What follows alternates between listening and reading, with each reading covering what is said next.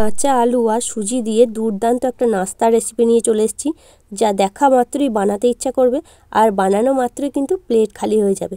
এমনই একটা সুন্দর দুর্দান্ত রেসিপি। তাহলে চলুন আজকে রেসিপিটাও ঝটপট করে আপনাদের সঙ্গে শেয়ার করে নিই। এটা বানানোর জন্য দেখুন এখানে আমি দুটো আলু খোসা ছাড়িয়ে নিয়েছি, জলের মধ্যে রেখে দিয়েছিলাম। আমি দুটো আলু নিয়েছি, ছোট ছোট যেহেতু আপনারা একটা আলু নিলেই এখানে হয়ে যাবে। এবার একটা গ্রেটার নিয়েছি, গ্রেটারের সাহায্যে যে বড় ছিদ্রটা আছে সেটা দিয়ে আলুটাকে একটু গ্রেট করে নিচ্ছি। তো এই রেসিপিটা বন্ধুরা একবার হলেও বাড়িতে বানিয়ে দেখতে পারেন। খুব সুন্দর একটা সহজ রেসিপি, আর কোনো রকম তেলে ভাজা ছাড়াই আজকে রেসিপিটা করব। এই দেখুন এইভাবে আলুগুলোকে গ্রেট করে নিয়েছি। এবার এইভাবে আলুগুলোকে আমি 2 থেকে 3 বার জল পাল্টে পাল্টে ভালোভাবে ধুয়ে নেব। তাহলে আলুর মধ্যে যে নোংরা আছে সব বেরিয়ে যাবে। আলুটা একদমই পরিষ্কার করে ধুয়ে নিতে হবে, তাহলে নাস্তাটাও কিন্তু খুবই একদম মুচমুচে খাস্তা হবে। এই দেখুন অনেকবার করে আমি 2 থেকে 3 বার প্রায় জল পাল্টে পাল্টে ভালোভাবে ধুয়ে নিয়েছি। যতক্ষণ না জলটা একদম পরিষ্কার আসছে ততক্ষণ ভালো করে আলুটাকে ধুয়ে নিতে হবে। আমি 2 থেকে 3 বার আলুটাকে ভালোভাবে ধুয়ে নিয়েছি। এবার জল থেকে ছেঁকে তুলে নিচ্ছি আলুগুলোকে। এই যে আলুগুলোকে তুলে নিয়েছি, আর আলুটার মধ্যে এবারে কিছু মশলা দেব। প্রথমেই দিয়ে দিচ্ছি দেখুন 2 চামচ মতো বেসন। 2 চামচ মতো দিলেই হবে, বেশি কিন্তু দিলে হবে না। 2 চামচ মতো বেসন নিয়েছি, আর নিয়েছি ওই বাটির 1 বাটি মতো সুজি দিয়ে দিচ্ছি। এবার দিচ্ছি স্বাদ মতো লবণ,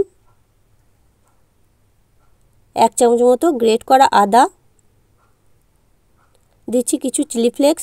তো আপনারা যদি এখানে কাঁচা লঙ্কার ঝাল খেতে চান তাহলে এখানে কাঁচা লঙ্কা এখানে ছোট ছোট কুচি করে দিয়ে দিতে পারেন। এবার দিচ্ছি 1 চামচ মতো ধনে গুঁড়ো, 1 চামচ মতো জিরে গুঁড়ো, দিচ্ছি 1 চামচ মতো চাট মশলা। খেতে কিন্তু খুব চটপটা হবে, আপনারা যে কোনো মশলা এখানে দিতে পারেন। আর কিছু কারি পাতা ছোট ছোট করে কুচি করে নিচ্ছি, দিয়ে দিচ্ছি। আপনাদের কাছে যদি ধনে পাতা থাকে তাহলে সেটাও দিতে পারেন। এবার দিয়ে দিচ্ছি অল্প একটু কালারের জন্য হলুদ গুঁড়ো। এবার সব শুকনো উপকরণগুলো একটু মিশিয়ে নিচ্ছি সব একসাথে। এবার যে বাটি মেপে আমি সুজি নিয়েছিলাম সেই বাটি মেপেই আমি জল দেব। এখানে 1 বাটি সুজি নিয়েছি, 2 বাটি মতো জল দিয়ে দিচ্ছি।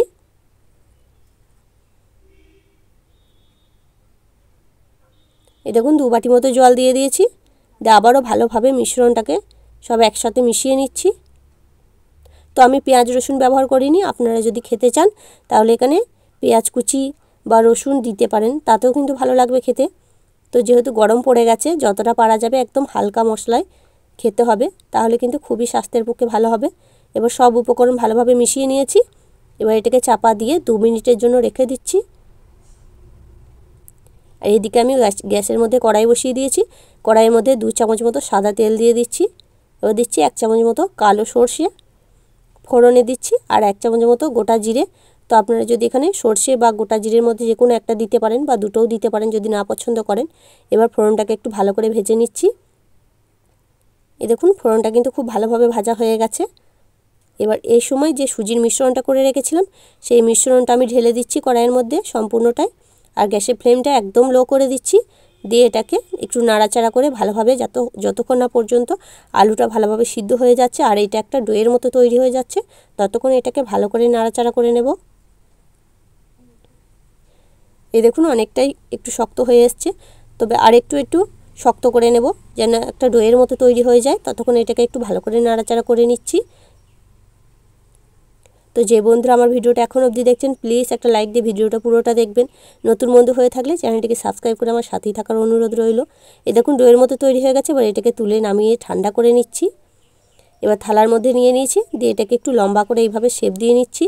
তো আপনারা কিন্তু চাইলে হাতে করে গোল গোল লম্বা লম্বা যে কোনো শেপে করে নিতে পারেন। আমি এটাকে একটু ডিজাইন করব, সেই জন্য একটু এইভাবে থালার মধ্যে লম্বা করে নিচ্ছি। এই দেখুন এইভাবে করে নিয়েছি। এবার এটাকে 5 থেকে 7 মিনিট একটু রেস্টে রেখে দেবো, তাহলে অনেকটাই শক্ত হয়ে যাবে। 5 থেকে 7 মিনিট হয়ে গেছে, সুজিটা কিন্তু অনেকটাই শক্ত হয়ে গেছে। এবার এটাকে আমি কেটে নিচ্ছি। এই দেখুন এইভাবে একটু লম্বা লম্বা করে কেটে নিচ্ছি। তো আপনারা যেমন পছন্দ করবেন সেরকম অনুযায়ী এখানে কেটে নিতে পারেন।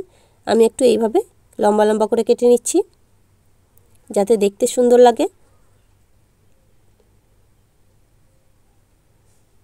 এই দেখুন এইভাবে কেটে নিয়েছি। এই যে এবার এই যে সাইডে অংশগুলো আছে এগুলোকে একটু এইভাবে হাত দিয়ে দিয়ে সমান করে নিচ্ছি, যাতে তেলে দেওয়ার পর কিন্তু এগুলো ছেড়ে যাবে না, সুন্দরভাবে লেগে থাকবে আর ভাজাও খুব ভালোভাবে হবে। সেই জন্য হাত দিয়ে একটু এইভাবে সমান করে নিচ্ছি।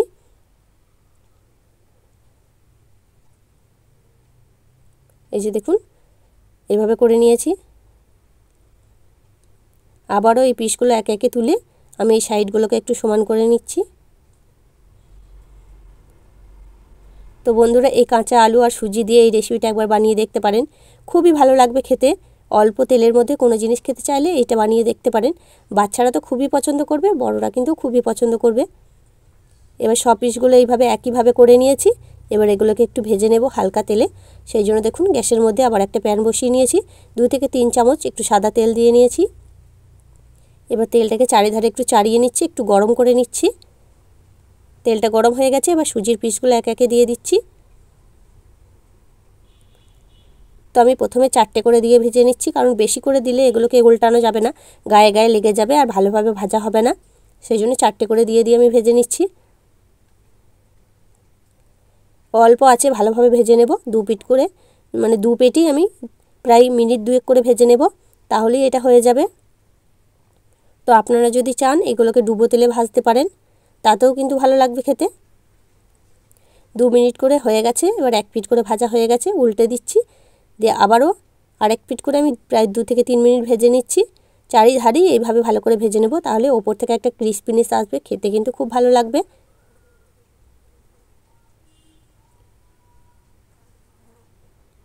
এই যেগুলো আমার ভাজা হয়ে গেছে, 2 থেকে 3 মিনিট ভালোভাবে একটু লাল লাল করে ওপরগুলো ভেজে নিয়েছি। এই যে খুব সুন্দর একটা কালারও চলে এসছে। এবার এগুলোকে সব তুলে নিচ্ছি, আর বাকি যেগুলো আছে সেগুলোকেও একইভাবে ভেজে নিয়ে আসছি। এই দেখুন আমার সমস্ত ভাজা হয়ে গেছে, আর কতটা সুন্দর দেখতে লাগছে দেখুন। ওপরটা একদম মুচমুচে আর ভেতরটা নরম, খেতে কিন্তু দুর্দান্ত লাগবে। তো আপনারা কিন্তু চাইলে এটা বাচ্চাদের টিফিনেও দিতে পারেন, খুবই ভালো লাগবে খেতে। এই যে কতটা সুন্দর হয়েছে দেখুন, কোনোটা কিন্তু ভেঙে বা ছেড়ে যায়নি। আর দেখুন কতটা এটা ক্রিস্পিনেস হয়েছে, আওয়াজ শুনেই বুঝতে পারছেন। ওপরটা একদম মুচমুচে আর ভেতরটা একদমই নরম, খেতে কিন্তু খুব ভালো লাগবে। তো বন্ধুরা এইভাবে কিন্তু একবার বানিয়ে দেখতে পারেন কাঁচা আলু ও সুজি দিয়ে এই নাস্তাটা। তাহলে বন্ধুরা আজকে আমার এই রেসিপিটা আপনাদের কাছে কেমন লাগলো সেটা কিন্তু অবশ্যই কমেন্টের মাধ্যমে জানিয়ে দেবেন। দেখে যদি একটু ভালো লেগে থাকে, আপনি যদি নতুন বন্ধু হয়ে থাকেন, একটা লাইক দিয়ে চ্যানেলটিকে সাবস্ক্রাইব করে আমার সাথেই থাকার অনুরোধ রইল। পরবর্তী ভিডিও নোটিফিকেশনগুলো যাতে সহজেই পেতে পারেন, তার জন্য পাশে থাকা বেল আইকনটি বাজিয়ে অল অপশনটি অন করে দেবেন। পুরনো বন্ধুদের অসংখ্য ধন্যবাদ প্রথম থেকে আমার সাথ দেওয়ার জন্য। তাহলে আজকের মতো এখানেই, আবার ফিরে আসছি অন্য কোনো দিন অন্য একটা রেসিপি নিয়ে। ততক্ষণ আপনারা ভালো থাকবেন, সুস্থ থাকবেন। ধন্যবাদ।